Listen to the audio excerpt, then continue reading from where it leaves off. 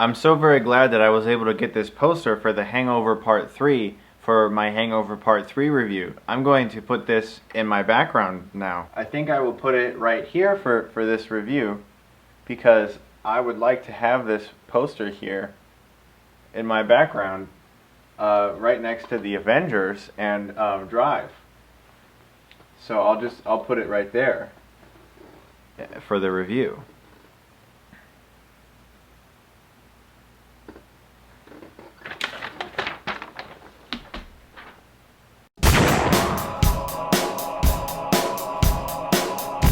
The Hangover Part 3 is directed by Todd Phillips and stars Bradley Cooper, Zach Galifianakis, Ed Helms, Ken Jeong, Heather Graham, and John Goodman. This is the third film in a very unexpected trilogy. You wouldn't really expect that a film like The Hangover would spawn 2 sequels and make a trilogy out of it, but it did. The first Hangover was an original movie that had an interesting premise and likable characters and some interesting comedy, even though a lot of people don't really find it that funny, which I can understand. It had a different vibe to it, which was kind of cool. Hangover Part 2 is really just a big copy off the first one, where it felt like they were just trying to do everything again, just in a different location, and it just didn't work. So in Hangover Part 3, they're changing up the plot a little bit, but a lot of the same essential things stick with it. In this film, John Goodman kidnaps the Wolfpack and forces them to find Ken Jeong's character Chow, because he stole a ton of gold from John Goodman. So the Wolfpack sets out on a mission to find Chow and bring him back to John Goodman. Now every once in a while, a movie will come along that is just so bleh that it's really hard for me to muster up any type of enthusiasm to talk about it. The Hangover Part 3 is such a mediocre movie. There's just nothing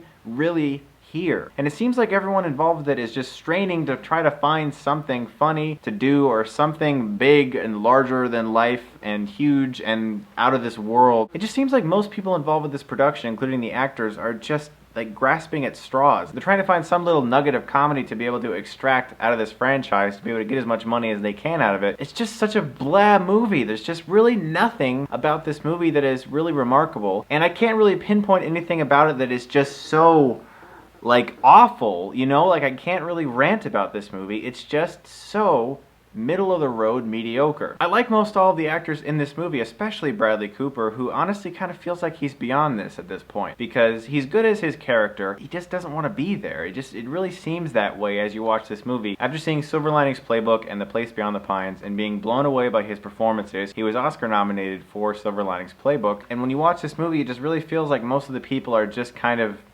getting what they can out of it, and it just doesn't really feel like there's anything left in the franchise because the first movie did it already. It's one of those movies where it's like it doesn't really need a sequel. It just has likable characters, but it did everything in the first movie. It's a hangover and they had a big fun hangover. Okay, well you don't have to send them on some thriller basically, because this movie really is essentially a thriller more than it is a comedy. And that's one of the weird things about this movie is it tries to balance like shootouts and car chases and kidnappings, gliding off of a building and scaling a building where you might fall and die, and then it sidetracks that with like really sophomoric humor, mostly from Zach Galifianakis, and an extremely annoying, to me, Ken Jeong. Ken Jeong has this thing that he's kind of done for himself, this little thing he's etched out for himself in Hollywood, where he plays these really loudmouth, fast-talking idiots, and he's good at it. But it's one of those things where if you like the character of Chow,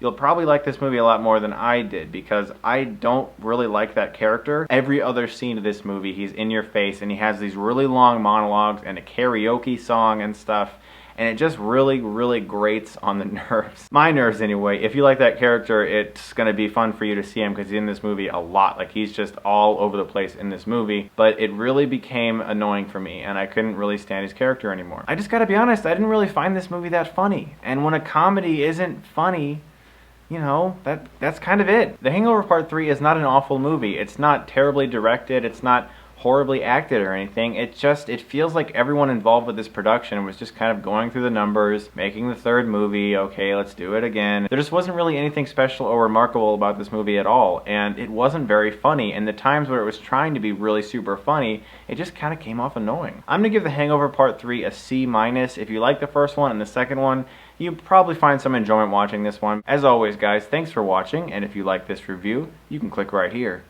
and get Stuckmanized.